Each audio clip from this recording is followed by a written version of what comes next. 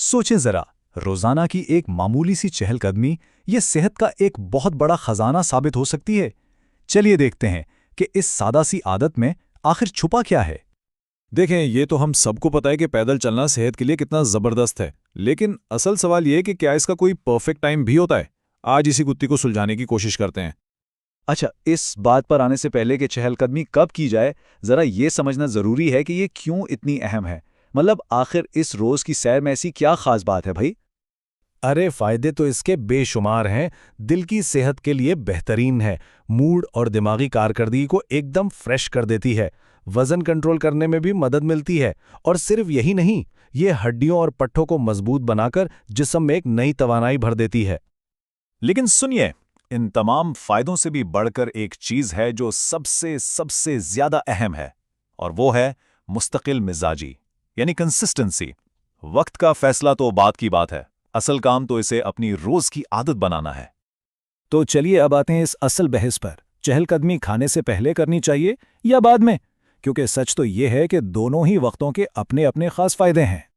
अगर खाने से पहले चलने की बात करें तो इसका एक बड़ा फायदा यह है कि जिस्म तवानाई के लिए सीधा फैट स्टोर्स पर हमला करता है। दूसरी तरफ खाने के बाद चलना हाजमे के लिए कमाल है और ब्लड शुगर को काबू में रखने के लिए तो बहुत ही जबरदस्त है।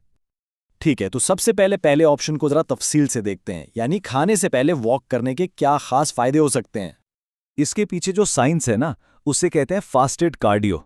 मतलब सीधा सा है, जब पेट खाली हो तो जिस्म को फौरी तवानाई के लिए खाने से ग्लूकोज तो मिलता नहीं, तो वो क्या करता है, वो सीधा जिस्म में जो चर्बी जमा होती है ना, उससे पिघलाना शुरू कर देता है तवानाई के लिए।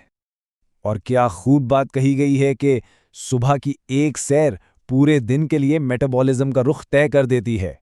सच में ये दिन का एक बहुत ही पॉजिटिव और एनर्जी से भरपूर आगाज होता है। चलें जी, अब सिक्के का दूसरा रुख देखते हैं। खाने के बाद चलने की वजूहात भी कुछ कम नहीं, बल्कि बहुत मजबूत हैं, खास तौर पर अगर कुछ खास हेल्थ गोल्स हों। यहां पर यह 30 का हिंदिसा बहुत अहम है। रिसर्च ये बताती है कि खाने के सिर्फ 30 मिनट के अंदर अंदर अगर वॉक कर ली जाए तो ये खून में शुगर के एकदम से बढ़ जाने को काफ़ी हद तक रोक सकती है। और ये उन लोगों के लिए तो खास तौर पर बहुत बड़ी बात है जो अपना ब्लड शुगर कंट्रोल में रखना चाहते हैं। और बात सिर्फ शुगर की नहीं है, खाने के बाद चलने से हाजमे का निज़ाम भी बेहतर काम करता है। वो जो खाने के बाद पेट में भारीपन या फूलने का एहसास होता है ना, उसमें भी काफ़ी कमी आती है और बहुत सुकून मिलता है।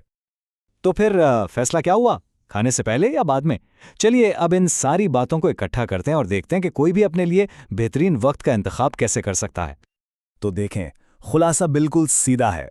अगर किसी का मकसद वजन कम करना है तो खाने से पहले की वॉक ज्यादा फायदेमंद हो सकती है। लेकिन अगर ब्लड शुगर कंट्रोल करना है या हाजमा बेहतर बनाना है तो फिर खाने के बाद चलना ज्यादा मौसर है।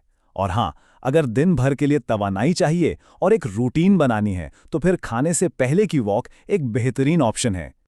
तो इस वाली गुफ्तगू का सबसे अहम नुक्ता क्या है? यही कि कोई एक परफेक्ट टाइम नहीं है। बेहतरीन वक्त हर किसी के लिए अलग होता है। इसका इन्हिसार हर एक के अपने जिस्म, लाइफस्टाइल और सेहत के मकासद पर है। कोई एक फॉर्मूला सब पर लागू नहीं होता। और आखिर में एक बहुत सादा लेकिन गहरी बात जो इस पूरी बहस को समेट देती है, वो ये कि सबसे बेहतरीन वॉक वो है जो कर ली जाए। वक्त के बारे में बहुत ज़्यादा सोचने से कहीं बेहतर है कि बस पहला कदम उठा लिया जाए। तो जाते जाते एक सवाल, अपनी रोजाना की वॉक के वक्त में सिर्फ एक छोटी सी तब्दीली करके देखें। कौन जाने ये सेहत और तंदुरुस्ती के कौन से नए दरवाजे खोल दें।